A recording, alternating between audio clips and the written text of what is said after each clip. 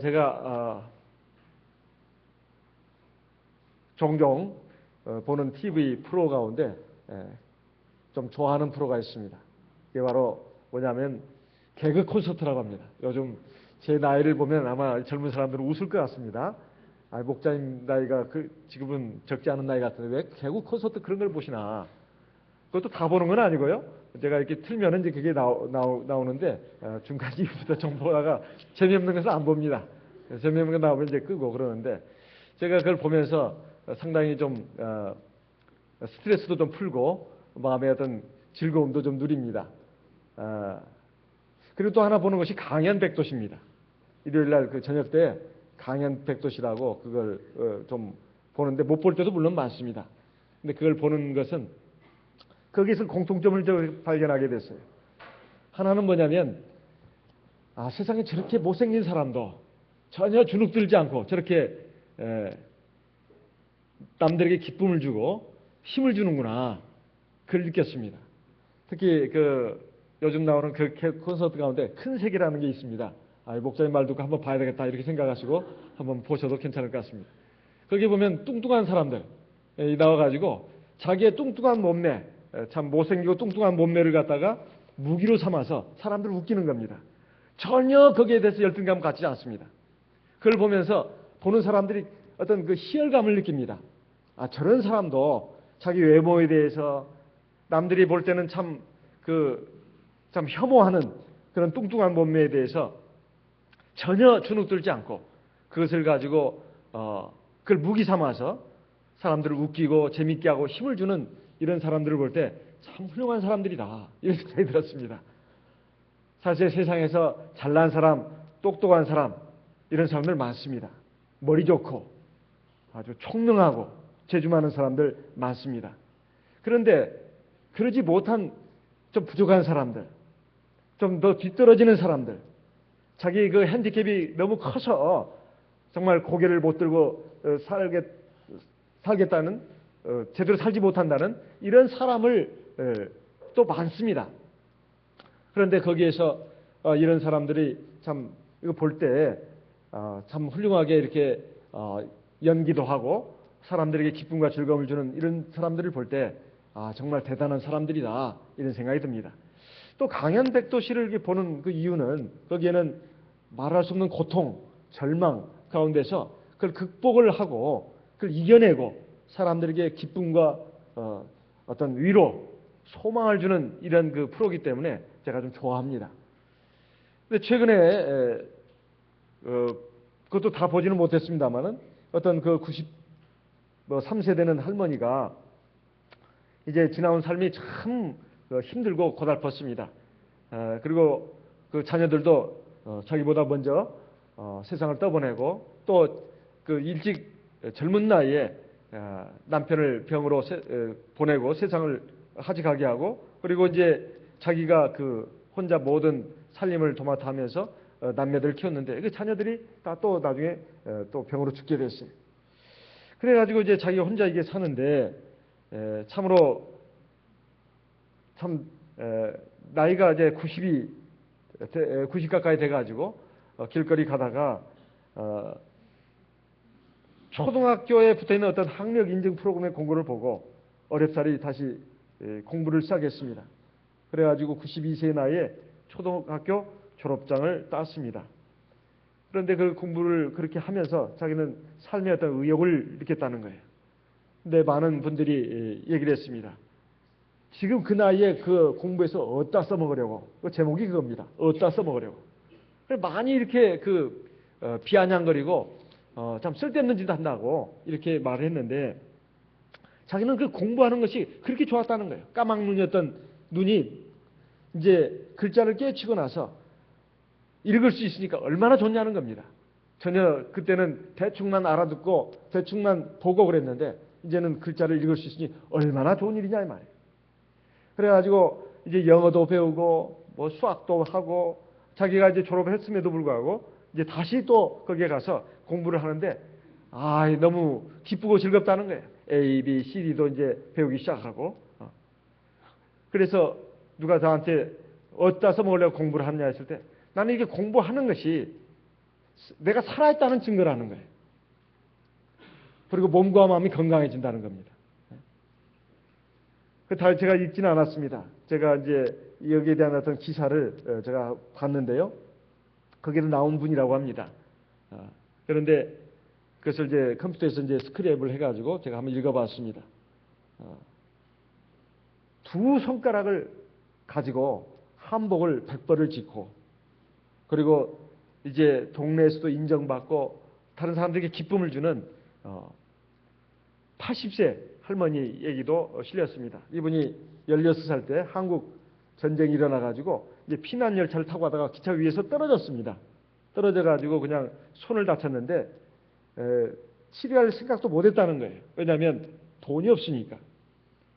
그래가지고 동상에 걸려가지고 양쪽 발이 썩어서 결국은 두 손, 한쪽 손은 이제 뭐 쓸 수가 없게 됐고 한쪽 손이 손가락 2개만 겨우 남은 거예요. 제가 그 사진을 봤습니다. 그 2개를 가지고 남편은 이제 병이 들어가지고 이제 생활 능력이 없고 결혼을 이제 했습니다. 그래서 사남매를 뒀는데 남편이 일을 할 수가 없었습니다. 그래가지고 자기들 자녀들 옷을 손수 지어서 입히고 또 삭바느질로 생계를 이어나갔는데 불편한 손을 참 창피하게 생각하면서 자기가 그래도 뭔가 일을 해야 되겠다. 그래서 시작해가지고 한복을 만드는 일을 했다는 거예요. 그래가지고 지금 어느 정도 지금 어느덧 100벌이 됐다는 겁니다. 그래서 또 노래도 재능을 인정받아가지고 양로원이라든가 노인정 등을 다니면서 노래 봉사로 많은 사람들에게 기쁨을 선사하고 자기 두 손가락을 가지고도 이렇게 자기 사남매를 키우고 그리고 이렇게 사회 봉사도 하고 많은 사람에게 기쁨과 즐거움을 준다는 이것을 보여줌으로써 사람들에게 그 용기를 주고 희망을 갖게 한 이런 그 분이었습니다. 제가 이런 분들을 보면서 참 그 존경하는 마음이 일어납니다. 그리고 고개가 숙어진다 이 말이에요. 만약에 내가 그런 입장이라면 살 수 있겠느냐 그런 생각이 듭니다. 항상 저를 거기다 대입해 봅니다. 그럼 보통 사람들은 극단적인 생각을 합니다. 나는 세상에서 아무것도 할 수 없어. 나는 쓸모없는 인간이야. 그리고 사람들이 자기 손을 보고 그 보는 그 눈길을 그 의식하지 않을 수가 없습니다. 부끄럽기도 하고 창피하기도 하고 그 절망감에 그 열등감에 아마 제대로 길을 못 피고 사는 내 인생 이거 살아서 뭐하나 하면서 그냥 자기 인생을 갖다가 그냥 포기할 수도 있는 그런 환경이었습니다. 그런데 이런 것을 극복하고 나가는 그런 모습을 보면 참 훌륭하다 그런 생각이 듭니다. 그래서 삶에 대한 어떤 용기도 갖게 되고 저런 사람도 저렇게 살아가고 저렇게 훌륭한 일을 하는데 이 멀쩡한 육신을 가진 내가 뭘 못한단 말인가 이런 생각을 하게 된다는 것입니다. 근데 성경을 보게 되면 그런 분의 이야기가 나옵니다. 바로 오늘 우리가 읽은 바로 사사 에웃에 관한 얘기입니다. 이 사사기는 모세의 인도를 받고 이스라엘 백성들이 애굽을 나왔습니다. 그래 광야 40년을 거치고 이제 그 후계자 여호수아를 통해서 가나안 땅을 이제 정복을 했는데 가나안 땅을 다 정복한 게 아닙니다. 이제 분배도 하고 그 다 이제 그 하나님의 약속을 따라서 들어온 이 가나안 땅을 갖다가 하나님께서 이제 주셨는데 하나님께서 명을 내리셨습니다. 그 가나안 족속들을 다 몰아내라. 그리고 가나안 족속들이 이렇게 쫓겨나고 결국 하나님의 징벌을 받은 이유는 하나님 앞에서 온갖 악을 저질렀기 때문이다. 헛된 우상을 섬기면서 자기 자녀들을 갖다가 그 불 속에 집어넣고 그리고 온갖 추악하고 아주 잔인한 일들을 많이 했다는 것입니다. 그것이 가나안 백성들을 몰아낸 이유라고 하나님께서 말씀하셨습니다. 너희들이 의로워서가 아니다. 하나님께서는 이스라엘 백성들에게 물론 약속을 하셨지만은 또 가나안 족속들은 멸망받아 마땅한 족속이라는 거예요. 그래서 반드시 몰아내라는 거예요. 두 번째, 그들의 소위를 본받지 말라는 것입니다. 헛된 우상을 섬기고 그리고 경배하고 그렇게 하지 말라는 거예요. 그러면 하나님께서 너희들을 그 가나안 족속들에게 했던 것처럼 너희들 진멸하실 것이다. 그러면서 이게 신명기에 쭉 보면은 나오는 말씀들이 바로 그런 말씀입니다. 복과 화를 두 가지를 다 말씀하셨어요.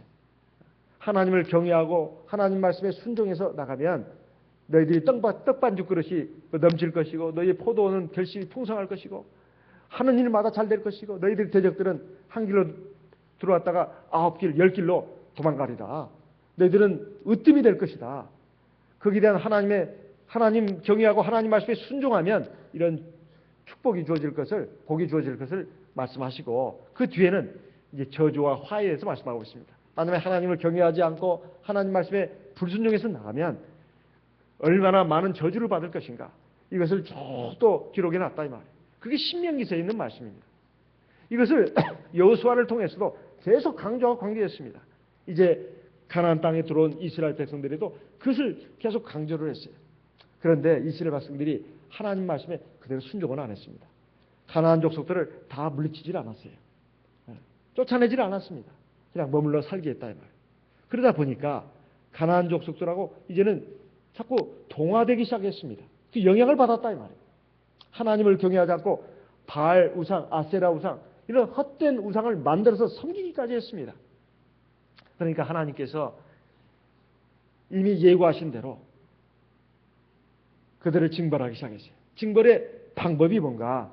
바로 주변에 그 같이 살고 있는 그런 가나안 족속들뿐만 아니라 주변에 이방 민족들, 모압 족속이라든가 암몬 족속 이런 족속들을 강성하게 해가지고 가나안에 쳐들어오게 해서 이스라엘 백성들을 이제는 괴롭게 하고 그리고 압제하는 것이었습니다. 이것이 하나님께서 이스라엘 백성들로 하여금 이제 자기의 죄를 깨닫고 불순종을 깨닫고 불신앙을 깨닫고 돌이키게 하는 것입니다. 이스라엘 백성들이 너무나 괴롭거든요. 힘이 들거든요. 그러니까 또 부르짖습니다. 하나님 우리를 불쌍히 여겨주십시오. 우리의 죄를 용서해 주시옵소서. 이렇게 막 부르기 시작해요. 고통이 주어지니까. 그러면 하나님이 이제 어떻게 하셨느냐? 구원자를 보냅니다. 그 구원자가 바로 사사라고 하는 사람입니다. 사사라고 하는 말은 여기 이제 사사기에 나오는 이제 말씀인데 원래 그 말의 뜻은 판결하는 사람이라는 뜻입니다. 그러니까 재판관이라는 뜻이에요.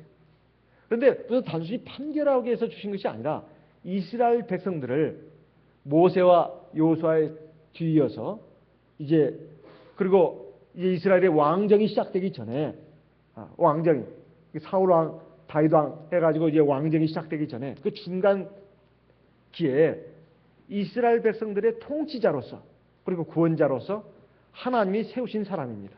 이걸 사사라고 한다 이 말이에요. 이 사사기가 바로 이 사사를 통해서 하나님이 어떻게 역사하셨는가, 이스라엘 백성들을 어떻게 치리하시고 구원하셨는가 여기에 대한 기록이 담긴 책이 바로 사사기입니다. 그래서 이 사사기에 지금 오늘 나오는 이 에훗이라고 하는 사람은 베냐민 지파 사람이었습니다. 그런데 이스라엘 백성들이 하나님 앞에 패역을 해가지고 12절에 악을 행해서 하나님께서 모압왕 에글론을 강성했다 이렇게 나옵니다. 그러니까 이방 족속들이 강성해진 이유는 이스라엘 백성들이 하나님 앞에 악을 행했기 때문이다 이 말이에요. 그 이유를 지금 말하고 있습니다. 그래서 모압왕 에글론이 암몬 족속 그리고 아말렉 족속과 연합을 해가지고 이스라엘을 쳐들어왔습니다. 그래가지고 종려나무 성읍을 점령했다 이 말이에요. 그때 그 당시에 종려나무 성읍이라고 하는 것은 경제적인 요충지입니다. 왜냐하면 사람들이 거주할 수 있는 공간이다 이 말이에요. 물이 나오니까 식물이 잘 자라니까. 종려나무 성읍이라는 건 그런 뜻입니다. 경제적인 요충지를 점령을 했다는 뜻이에요. 그럼 이스라엘 백성들이 어디로 가야 되겠습니까? 광야로 또는 산속으로 이제 도망가야 합니다. 거기는 먹을 것이 없어요. 힘이 듭니다. 그러니까 얼마나 고통스럽겠냐 이 말이에요. 자기들의 삶의 터전을 빼앗기고 지금 이제 또 그것만으로도 부족해가지고 모압 왕의 지배를 받는 민족이 됐다. 14절에 보니까 이스라엘 자손이 모압 왕을 18년을 섬겼다고 되어 있습니다. 옛날의 고대 국가에는 사실 이건 뭐 무법천지입니다. 칼 들고 힘 있는 자가 이게 법이에요. 그리고 그것으로 뭐 무법한 일, 잔인한 일들을 얼마나 많이 저질렀는지 몰라요. 예전에 최근에 왜 중국과 일본 관계가 안 좋은데 일본군이 그 남경을 점령해 가지고 뭐 남경 사람들 그 중국에 있는 남경, 난징에 있는 사람들 뭐 30만 명 이상을 학살했다고 그러는데 아주 그 보면은 그 참상을 이루 말할 수가 없습니다. 그 입에 담기도 어려울 정도예요. 얼마나 잔인했는지 일본 군인들이. 그러니까 그것이 고대 국가에는 비일비재했다 이 말이에요. 그러니까 이런 그 고통을 당한 이스라엘 백성들이 드디어 하나님 앞에 부르짖었습니다. 기도를 했다 이 말이죠. 하나님 우리를 구원해 주십시오. 우리가 죄를 졌습니다. 그러니까 하나님께서 한 구원자를 세우셨는데 15절에 바로 베냐민 사람 왼손잡이 에웃이라고 되어 있습니다. 여기 베냐민 사람이라고 말하고 있는 것은 이 베냐민 사람이 창세기 48장에 보게 되면 하나님께서 야곱을 통해서 야곱의 12아들을 이제 축복하시는 가운데 베냐민에 대해서 축복한 내용이 납니다. 베냐민은 물어뜯는 일이라 이렇게 말하고 있습니다. 그러니까 아주 용맹한 그 무사다. 이런 것을 지금 예언한 말씀입니다. 그러니까 그 베냐민 지파의 사람이었습니다. 그래서 굉장히 전쟁에 능했어요. 그런데 왼손잡이 에웃이라는 거예요. 여기에 대해서 우리가 성경을 볼 때 조금 유의 있게 봐야 됩니다. 우리가 이 왼손잡이라고 하니까 왼손잡이가 어쨌다는 말인가 이렇게 생각할 수 있는데 그게 아닙니다.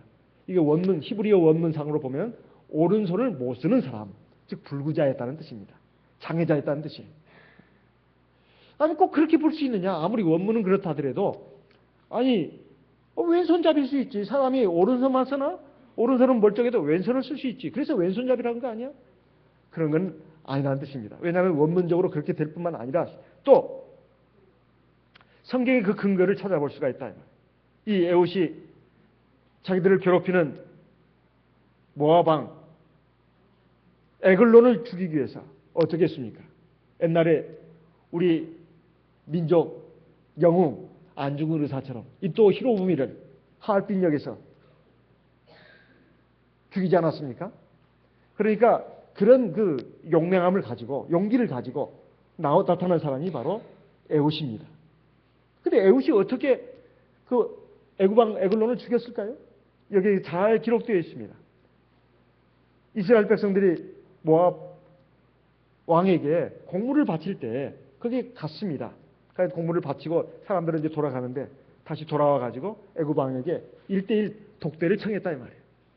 제가 왕에게 아주 귀중한 비밀을 좀 말하려고 합니다.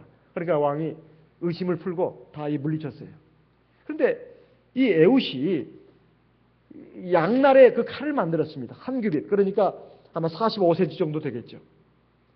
그래가지고 그것을 우편다리에 옷 속에 찼다고 되어 있어요. 16절에 보면 에웃이 장이 한 규빗 되는 좌우에 날선 칼을 만들어 우편다리에 옷 속에 차고 다리에다가 이게 칼을 집어넣었다는 거죠. 다리에다가 칼을 집어넣었다는 거예요. 그럼 우리 한번 생각해 봅시다. 오른손잡이는 당연히 오른쪽 옆구리에 그다가 칼을 찹니다. 지금 저 세종로에 있는 이순신 동상 그 칼이 잘못됐다 이렇게 말하는 사람도 있습니다. 왜냐하면 오른손에 칼을 들고 있다. 그 칼을 잡고 이렇게 있습니다. 그 이순신 장군이 왼손잡이였나? 그래서 오른손잡이는 왼손에 칼을 잡습니다. 그래서 이제 오른손으로 왼손이 잡고 있는 칼집에서 칼을 뺀다 이 말이죠. 그래가지고 싸우는 것이죠. 그렇다면 이것은 지금 현재 에웃이 오른 다리에다가 칼을 찼다는 것은 일단 자기가 칼을 빼려고 할 때 왼손을 가지고 오른쪽 다리에 칼을 빼려면 이거 쉽지 않은 일입니다. 왼손잡이인데 왼손을 가지고 그것도 아주 중요한 순간입니다.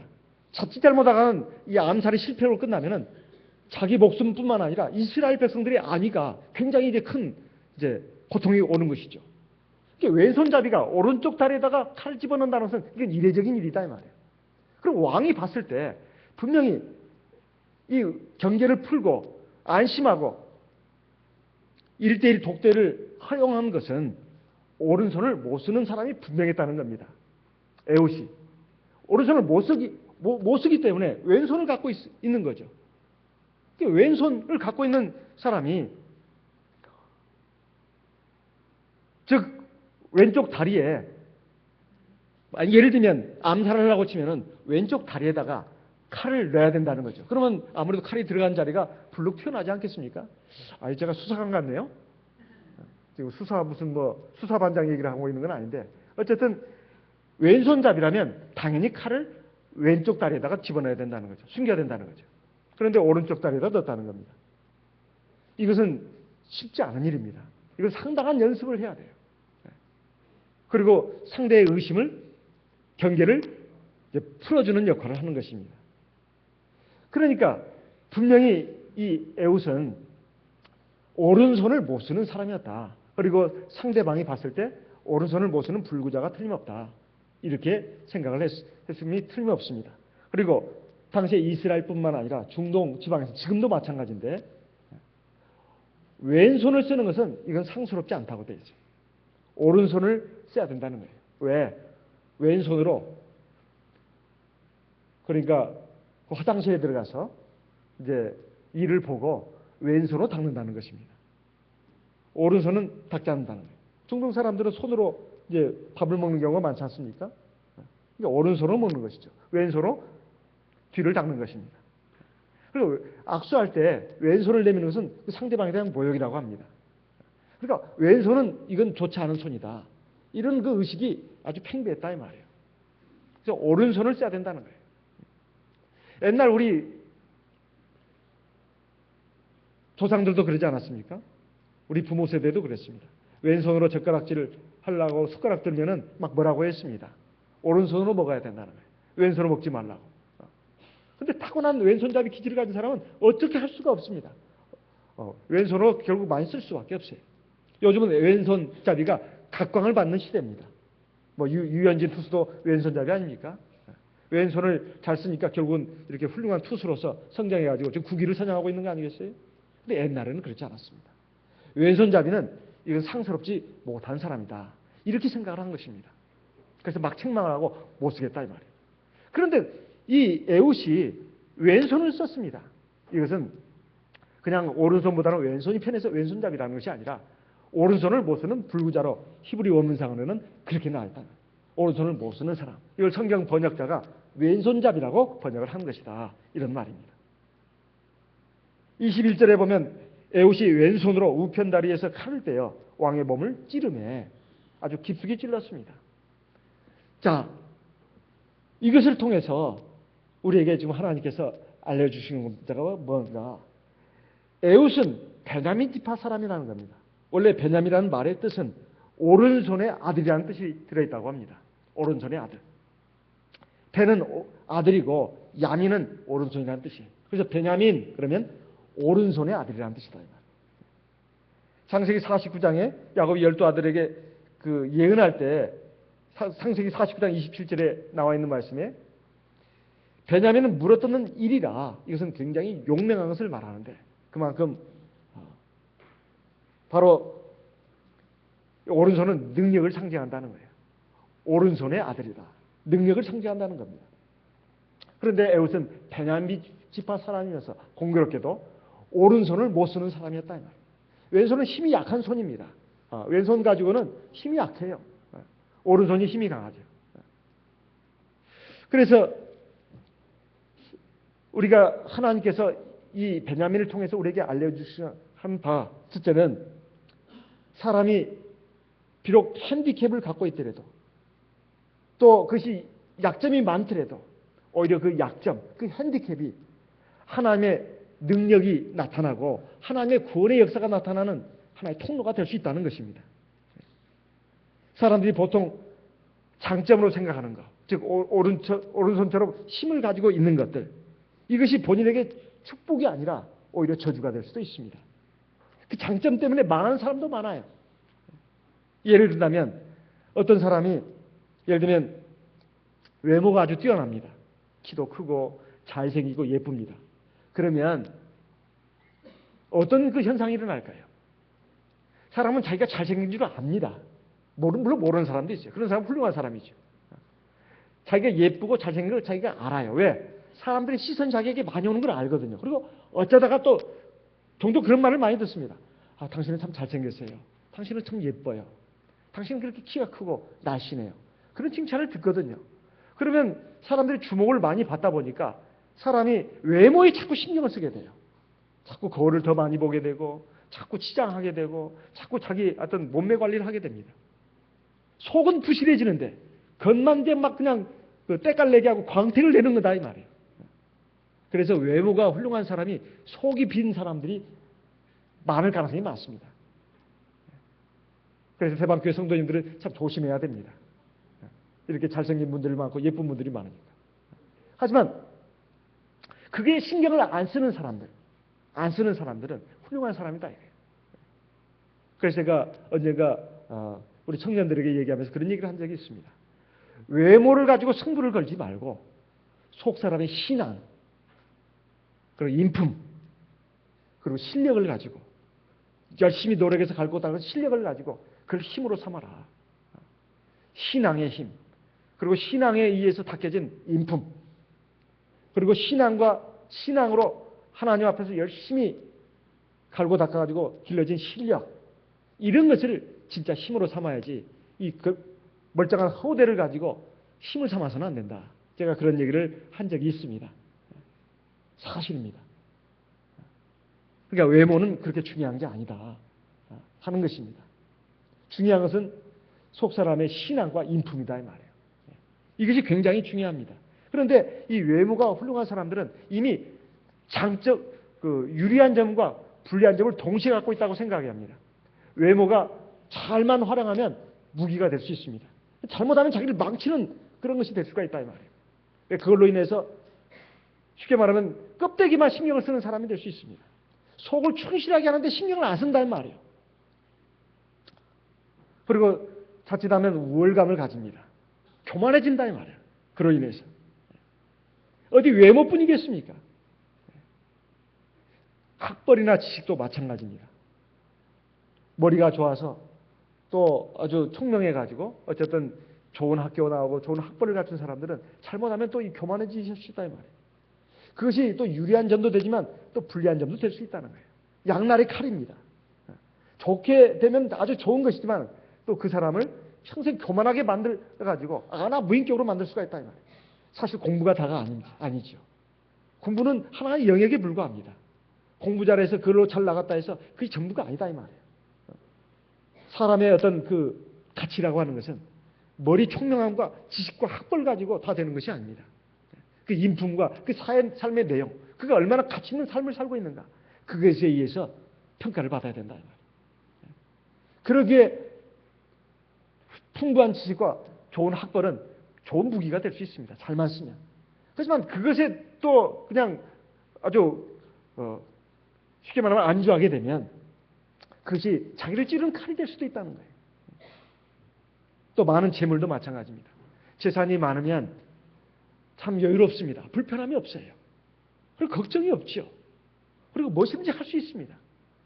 하지만 그로 인해서 하나님에 대한 간절한 믿음이 없어지고, 그리고 모든 일에 사람들을 갖다가 이런 재물에 의해서 평가하는 그 기준이 생긴다면 이것은 또 오만불선한 것이죠.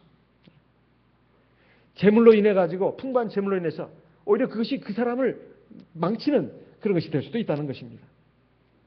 부유하기 때문에 세상 살기가 편할지는 모르지만은 다른 사람을 깔보고 무시하고 오만한 사람이 된다면 그것은 그 사람에게는 독약이 될 수도 있다는 거예요. 건강하다는 것도 마찬가지입니다. 축복일 수 있죠. 건강하면 사실은 무엇이든지 할 수 있는 의욕도 있습니다. 하지만 건강한 것 때문에 하나님을 의지하잖아요. 죄도 많이 짓는다 이 말이에요. 자기 몸이 건강하니까 아주 그 정욕대로 많이 행한다 이 말이에요. 근데 몸이 늘 아픈 사람은 딴 생각을 못 합니다. 첫째, 몸이 아파서. 늘 몸이 아프니까 그것 때문에 늘 하나님을 의지할 수밖에 없어요. 몸이 약하고 아픈 것이 꼭 이게 저주가 아닙니다. 오히려 축복일 수 있다 이 말이에요. 몸이 약하기 때문에 늘 하나님을 의지합니다. 하나님을 의지해요. 늘 기도한다 이 말이에요. 우리가 가지고 있는 모든 장점들이 우리를 교만하게 만들지 못하도록 우리 교만을 꺾기 위해서 하나님께서는 우리에게 다 약점들을 하나 이상씩은 다 남겨두었습니다. 약점이 없는 사람이 없어요. 핸디캡이 없는 사람이 없습니다. 어떤 점은 참 좋은 점 많은 걸 갖고 있는 것 같은데 저 사람은 완벽한 사람이야. 엄친아야.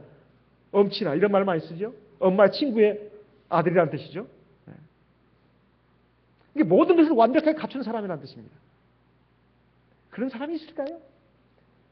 살다 보면 그렇지 않다는 것을 알게 됩니다. 사도 바울도 마찬가지였습니다. 사실 완전 완벽한 사람이죠. 하지만 그에게는 하나님께서 육체의 가시를 주셨습니다. 하나님이 아예 그냥 가시를 박아놨어요. 그때는 늘 고통스럽고 힘이 듭니다. 하나님의 말씀을 권능 있게 전하고 많은 기적기사를 행하는 이런 바울 사도지만 위대한 하나님의 사람이지만 그에게 박힌 육체의 가시는 늘 자기를 고통스럽게 했습니다. 그로 인해서 그는 하나님 앞에 기도할 수밖에 없었어요. 마음 먹고 3번 기도했습니다. 고린도후서 12장에 있는 말씀이죠. 그런데 하나님의 응답이 나타났죠. 뭐라고 나타났습니까? 고린도후서 12장 9절 말씀을 보겠습니다. 고린도후서 12장 9절, 고린도후서 12장 9절 말씀 같이 읽어보겠습니다. 내게 이르시기를 내 은혜가 네게 족하도다. 이는 내 능력이 약한 데서 온전해짐이라 하신지라.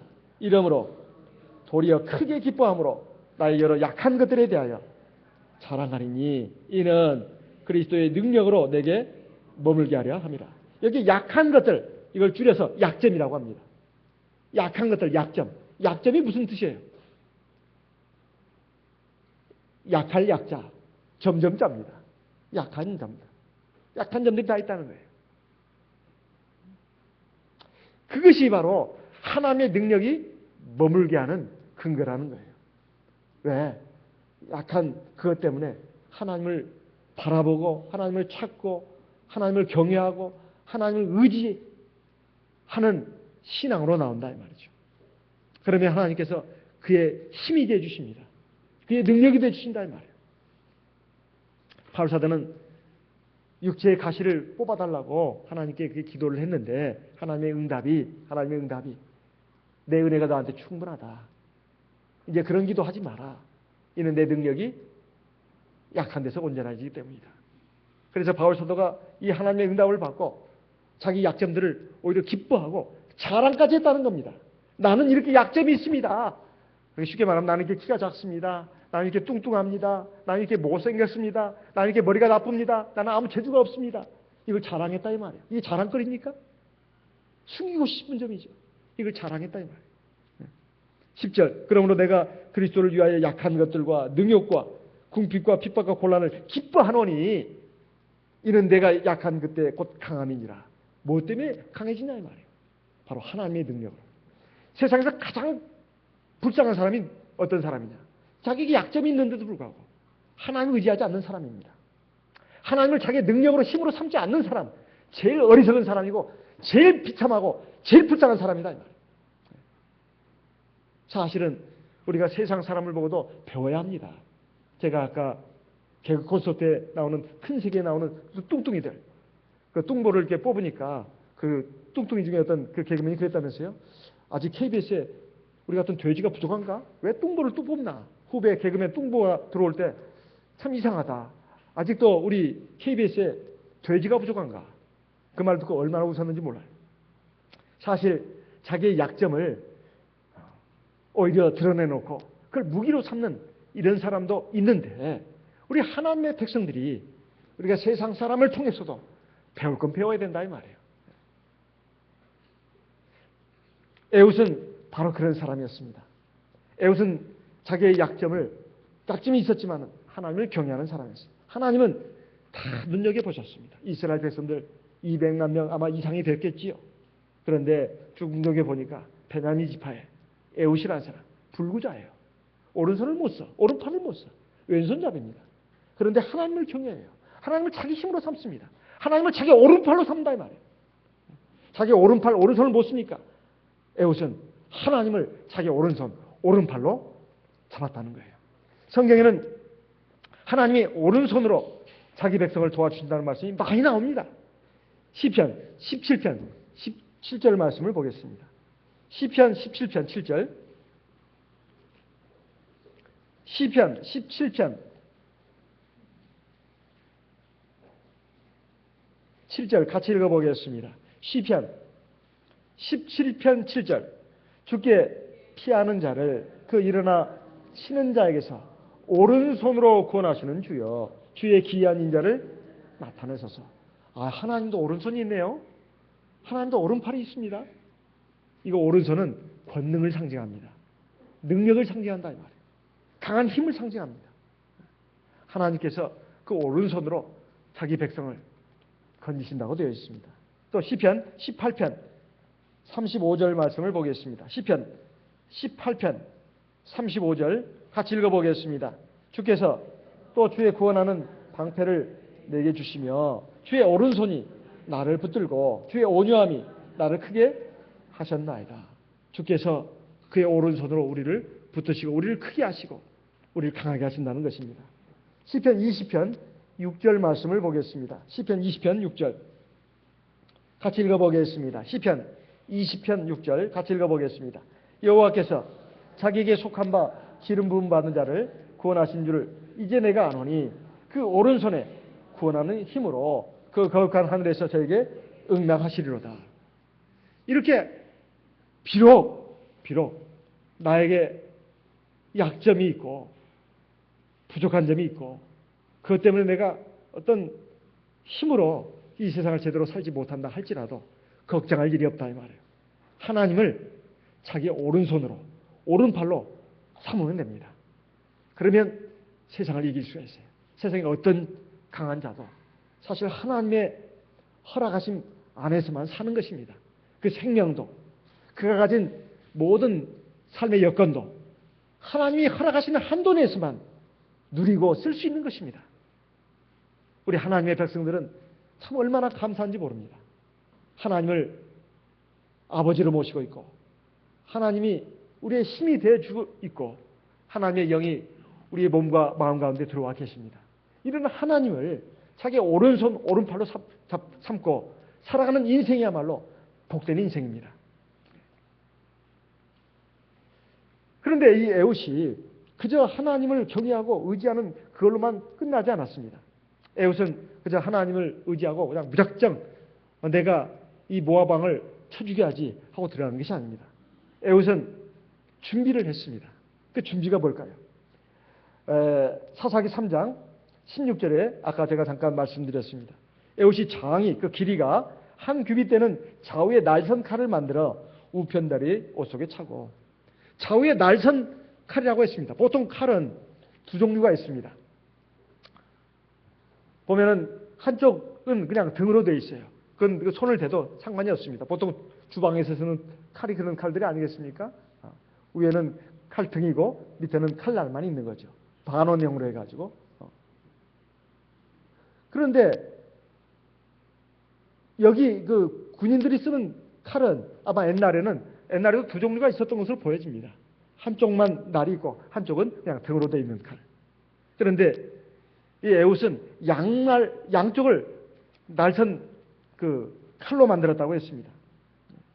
좌우에 날선 칼을 가지고 왜 그렇게 했을까요? 왼손잡이다 보면 아무래도 오른손보다는 힘이 약한 것이 거의 틀림없습니다. 그 약한 왼손으로 칼을 가지고 무기를 가지고 적군의 그 왕을 찌른다고 할 때 잘 들어가야 되지 않겠습니까? 그러니까 좌우에 날선 칼을 만들어야 어쨌든 잘 들어가지 않겠어요? 한쪽은 날이 섰는데 한쪽은 그냥 등이다 이 말이에요. 그 제대로 들어가겠습니까? 그러니까 이건 굉장히 칼을 예리하게 만들었다는 걸 말합니다. 준비가 필요하다 이 말이에요. 우리가 하나님의 말씀과 성령의 기도를 통해서 우리는 날선 칼을 준비할 수가 있습니다. 성경에는 하나님의 말씀을 우리의 무기라고 말하고 있어요. 에베소서 6장 있는 말씀을 한번 보겠습니다. 에베소서 6장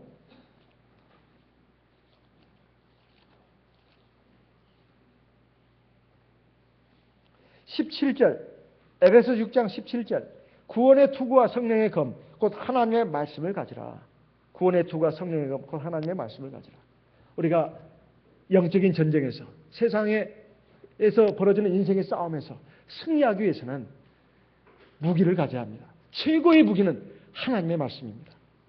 예수님께서 요단강에서 세례를 받으시고 광야로 나가셔서 40일간 금식을 하셨습니다. 마태복음 4장에 있는 말씀이죠.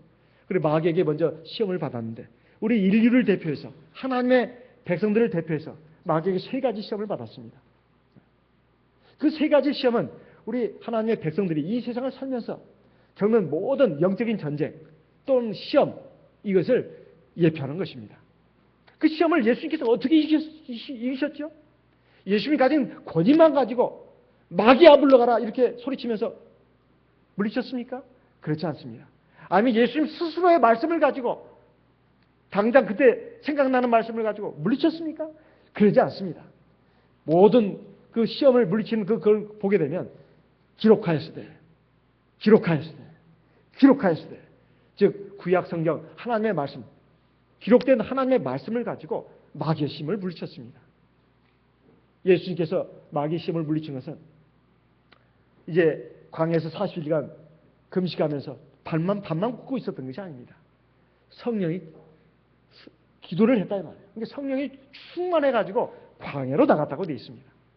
성령입니다. 또 하나 하나님의 말씀입니다. 성령과 하나님의 말씀으로 마귀를 물리친 거예요.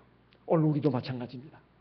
우리가 인생의 무대에서 처절한 피리는 나는 싸움이 벌어지는 이 인생의 싸움터에서 그것이 육적인 전쟁이든 영적인 전쟁이든 상관없이 우리가 하나님의 백성으로서의 무기를 가져야 합니다. 그게 뭔가? 바로 하나님의 말씀입니다. 하나님의 말씀을 읽고 또 읽으면 굉장히 우리 영이 굉장히 맑아질 뿐만 아니라 어떤 그 영이 새로워지고 그리고 건강해지는 걸 느낄 수가 있어요. 그리고 판단력이 생깁니다. 무엇이 옳고 그른지 알 수가 있다 이 말이에요. 무엇이 생명의 일이고 사망의 일인지 눈에 보입니다. 무엇이 아름답고 무엇이 추한 것인지 영적인 분별력이 생긴다 이 말이에요. 무엇이 가치 있는 삶이고 무엇이 무가치한 삶인지 이것이 눈에 보인다 이 말입니다. 이건 하나님의 말씀이 주는 그 유익입니다. 그래서 우리가 TV, 신문, 뭐 세상 책들 또는 뭐 또 드라마 뭐 많이 보고 해도 성경 보는 것은 하나의 의무로만 찾고 알면 안 된다 이 말이에요. 하나님의 말씀을 오죽했으면 우리 생명의 양식이라고 했겠습니까? 왜 영의 양식이라고 했겠냐 이 말이에요. 영의 양식만 되는 뿐만 아니라 사실 우리에게 무기가 되는 겁니다. 무기가 갖춰지지 않으면 이 적군한테 당할 수밖에 없어요. 속수무책으로 당할 수밖에 없습니다. 지금 이스라엘과 팔레스틴 민족 간에 지금 전쟁이 벌어지고 있습니다. 이건 말도 안 되는 싸움이라고 하지 않습니까? 이스라엘은 강력한 무기를 갖고 있는데 그 블레셋의 후손인 지금 팔레스틴 사람들은 무기가 별것이 없어요. 그러니까 막 거의 초토화되는 것이죠. 무기가 얼마나 중요한지 모릅니다. 그리고 싸우려는 그리고 정신 이것도 중요한 것이죠. 우리에게는 그런 믿음이 있어야 되고 이런 무기가 갖춰집니다. 믿음만 가지고는 안 됩니다. 에웃도 믿음만 가지고 그냥 저돌적으로 나간 것이 아니에요. 무기를 갖추고 나갔습니다. 그것도 치밀하게 준비를 했어요. 양날, 좌우의 날선검이라고 했습니다. 하나님의 말씀을 이렇게 잘 갖춘 사람은 그 무기를 갖춘 것입니다. 그리고 들어갔습니다. 이것도 참 굉장히 지혜로운 것이죠. 이 지혜도 하나님을 경외하고 하나님을 의지하면 하나님 지혜도 줍니다. 판단력도 준다 이 말이에요. 어떻게 내가 말하고 행동해야 할 것인가? 어떻게 또 이 일을 처리해야 할 것인가? 이런 지혜도 주십니다. 하나님께서 에웃에게 그런 지혜를 주셨습니다. 그래가지고 이제 다 물리치게 하고 이제 독대하는 것처럼 해서 이제 칼을 오른쪽 다리에 그것도 숨기고 그것도 지혜 아니겠습니까? 그리고 왼손으로 오른쪽 다리에 숨겨놓은 그 칼을 뽑아서 애굽왕 모압왕 에글론을 갖다가 찔렀는데 심지어 칼 끝이 가슴이 배고 나오지 않습니다만 어쨌든 이제 심장을 꿰뚫었겠죠. 뚫고는 나갔는데 뒤쪽까지 나갔다고 했어요. 심지어 칼집까지 나갔다고 했습니다. 이것은 얼마나 힘을 다했는가를 알 수가 있어요. 그냥 적당히 찌르고 그런 것이 아닙니다. 그리고 굉장히 비대한 사람이라고 했습니다. 거기에 비해서 에웃은 오른쪽을 팔을 못 쓰는 사람입니다. 왼쪽 힘이 약한 손만을 갖고 있어요. 그 비대한 사람은 사실 이게 쉽지 않은 사람이죠. 그 거구 아니겠습니까? 그 거구를 갖다가 찌르는데 그 기름이 말이죠. 그 칼에 끼었다고 되어 있습니다. 칼날에. 이건 찌르기도 쉽지 않습니다. 막 찌르는데 그 비계가 얼마나 두꺼울까요? 아마 삼겹살, 오겹살, 몇 겹으로 되어 있는 그 살인지 모르겠어요. 그것이 일종의 그에게는 갑옷이 될 수도 있습니다. 그런데 이 에웃은 힘을 다해서 찔렀다 이 말이에요. 그래서 칼자로 뒤로 나갈 정도까지. 이것이 에웃이 굉장히 아주 담대한 사람이었다는 걸 말합니다. 주눅들지 않았다는 것이죠. 이런 용기를 누가 주냐 이 말이에요. 하나님이 주시는 겁니다. 하나님을 경외하고 의지하고 하나님 말씀에 순종하는 사람에게는 하나님이 지혜와 능력을 주십니다. 결국 이 왕을 죽이고는 밖으로 나오면서 안쪽에서는 잠그고 밖에서는 열 수 없는 그런 문의 형태였는가 봅니다.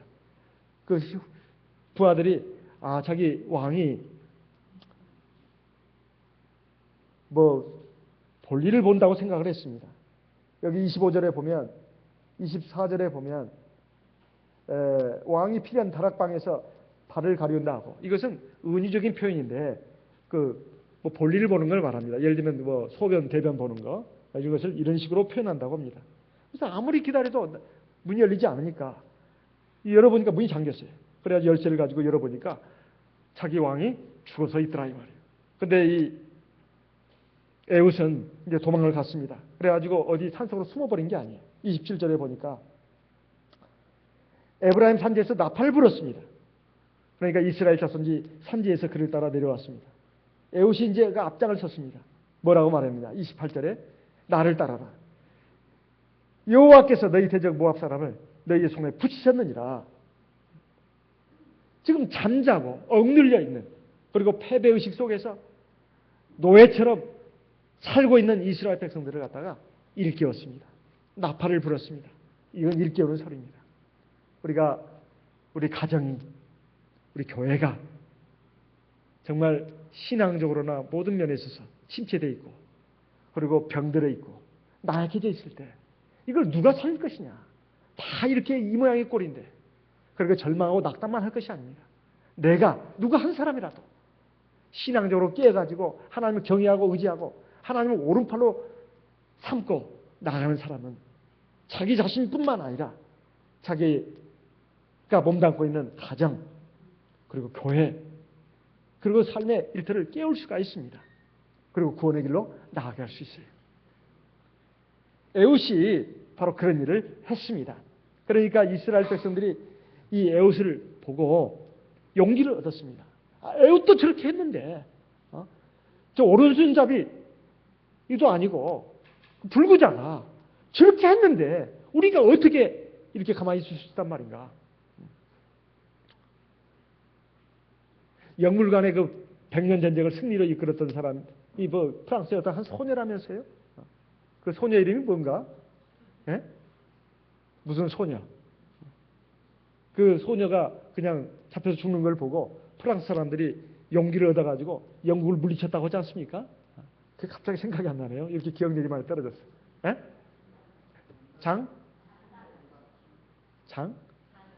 잔다르크, 그렇죠. 잔다르크. 이게 제가 참 이제 아주 이렇습니다. 어쨌든 잔다르크. 이것도 마찬가지다 이 말이에요. 안중근 의사, 유관순 누나, 이런 사람들이 분연히 일어났을 때 우리 민족이 힘을 얻지 않았습니까? 국내에서든 국외에서든 이 일본 놈들을 몰아내야 된다. 그래가지고 연합군의 같이 전투에도 참여했다고 합니다. 계속 광복군을 조직해가지고 독립운동을 해서 오늘은 우리가 지금 이런 나라를 지금 물려받은 거 아니겠습니까? 이스라엘도 마찬가지입니다. 에웃이 이렇게 분연히 일어나서 감히 누구도 상상도 할 수 없는 일을 했습니다. 그러니까 그 산지에 숨어있던 이스라엘 백성들이 용기 백배했다 이 말이에요. 그래서 에웃의 말을 따랐던 것입니다. 우리도 마찬가지입니다. 누구든지 먼저 내가 신앙적으로 바로 서고 그리고 자기 위해 희생하고 정말 순수한 믿음으로 나갈 때 하나님은 그와 함께 하십니다. 그걸 보고 주변 사람들도 감동을 받는다 이 말이에요. 그렇게 해서 바뀌어지는 것입니다. 절망만 하고 좌절만 하고 있어서는 안 된다 이 말이에요. 그래가지고 따라 나섰습니다. 어떻게 했습니까? 29절에 보니까 그때 모압 사람 1만 명가량을 죽였다고 되어 있습니다. 자기들의 지배자, 통치자 모압 사람을 1만 명가량을 죽였는데 다 역사하여 용사라고 되어 있어요. 오합지절에 불과한 이스라엘 백성들이 도대체 어디서 이런 힘이 나왔단 말입니까? 바로 에웃의 그 믿음과 그 용기, 그리고 결단하는 실행 옮기는 그 신앙, 이것이 잠자는 이스라엘 백성들을 일깨운 것입니다. 한 사람도 피하지 못했다고 되어 있어요. 30절에 마지막에 보면 그날에 모압 사람이 이스라엘의 수하에 항복하며 그 땅이 80년 동안 태평하였더라. 사사기를 보면 이스라엘 백성들의 불신앙, 불순종, 범죄가 나옵니다. 하나님의 진노와 징벌이 나와요. 그러면 이방 민족들을 강하게 해서 이스라엘 백성들을 괴롭히고 압제하는 그 내용이 또 나옵니다. 그러면 이스라엘 백성들이 그걸 견디다 못해가지고 자기의 죄를 깨닫고 회개하면서 하나님께 구원해달라고 부르짖는 것이 또 나와요. 그러면 하나님이 구원자를 보냈습니다. 구원해 주셔요. 이것이 반복되는 거예요. 반복. 근데 어떻게 이것이 이스라엘 백성들만의 옛날 얘기로 우리가 치부할 수 있겠습니까? 오늘의 우리의 삶도 마찬가지입니다. 하나님을 경외하고 의지하고 가나안 족속 몰아내라고 하는 또 안 몰아내요. 우리 안에 있는 육체의 정욕, 우리의 삶 가운데 있는 가나안 족속들. 이거 안 물리친다 이 말이에요. 그래도 같이 살면 안 돼요? 타협. 꼭 뭐 하나님 말씀대로만 살아야 합니까? 사람이 그렇게 살 수 있어요? 광신자도 아니고. 그러면서 자꾸 타협을 한단 말이에요. 하나님 말씀을 어떤 걸 순종하는데 어떤 걸 순종을 안 하는 겁니다. 양다리 걸치기. 이게 우리 삶의 모습이다. 그것이 이제 하나님이 오래오래 참고 기다리시는 걸 깨닫지 못하고 방자하게 나가면 하나님이 드디어 치시는 것입니다. 그러면 그때 그래서 뜨거워 그러면서 괴로워하면서 하나님께 부르짖는다 말이에요. 그러면 하나님께서 또 구원의 손길을 베풀어 주시는 겁니다. 이것이 반복되는 거예요. 우리 삶도 가만히 보면. 그러면 또 이제 태평 시대가 갑니다. 그래서 또 교만해지고 나태해지고 또 방자하게 행하고 그러면 하나님이 또 징벌을 하시고 이런 내용이에요. 그런데 30절에 보니까 그날에 모압 사람이 이스라엘의 수하에 항복하며 그 땅이 80년 동안 태평하였다. 이 당시가 사사시대인데 이건 최고로 장기의 태평세월입니다. 80년 동안 이 태평시대를 거둘 데가 없었어요. 사사 에웃이 다스릴 때가 그렇게 됐습니다. 40년이 태평세월이 6번이나 나옵니다. 6번이나 나와요. 나머지는 뭐 10몇 년, 20몇 년 이렇습니다. 태평세월이. 그리고 고통의 세월. 근데 80년 동안 태평시대를 구가하게 한 그것을 이끈 사람이 누군가? 바로 불구자, 왼손잡이 에웃이었습니다. 우리가 내가 세상에서 참 내가 잘난 것도 없고 나는 늘 부족한 것뿐이야. 그러면 그것만 놓고 한탄하고 절망하고 눈물만 흘릴 것이 아니라 그것 때문에 늘 괴로워하고 늘 근심과 걱정과 불안과 초조감 속에서 살아갈 것이 아니라 하나님을 자기의 오른손으로 오른팔로 삼고 나아가는 우리들이 되어야 되지 않겠습니까? 그러한 저와 여러분이 되시기를 바랍니다. 그렇게 해서 하나님의 구원의 역사가 나타나고 하나님의 나라가 확장되고 하나님 앞에 영광을 돌리는 주의 백성 되시기를 예수님의 이름으로 기원하는 바입니다. 묵도하겠습니다.